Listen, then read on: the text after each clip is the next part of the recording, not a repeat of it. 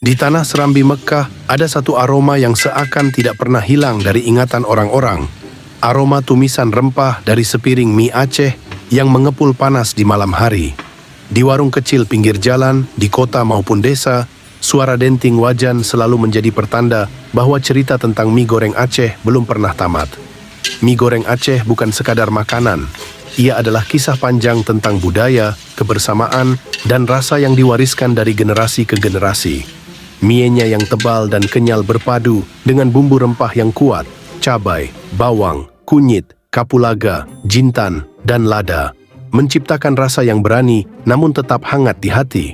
Ditambah potongan daging sapi, udang, atau kepiting, setiap suapan terasa seperti perjalanan pulang ke kampung halaman.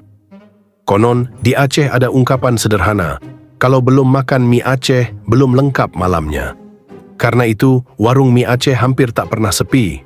Dari anak muda yang berkumpul selepas maghrib, sopir yang singgah tengah malam, hingga para perantau yang rindu kampung, semuanya bertemu di meja yang sama dengan satu tujuan, menikmati sepiring mie goreng Aceh yang legendaris. Yang membuat mie goreng Aceh tidak ada matinya adalah kemampuannya bertahan di segala zaman.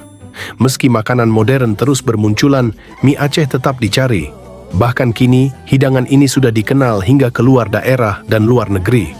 Banyak orang mencoba meniru rasanya, tetapi sentuhan khas tangan orang Aceh dan racikan rempah tradisionalnya tetap sulit tergantikan. Ada sesuatu yang hidup di balik asap wajan mie Aceh. Semangat orang Aceh yang kuat, sederhana, dan penuh rasa hormat kepada tamu.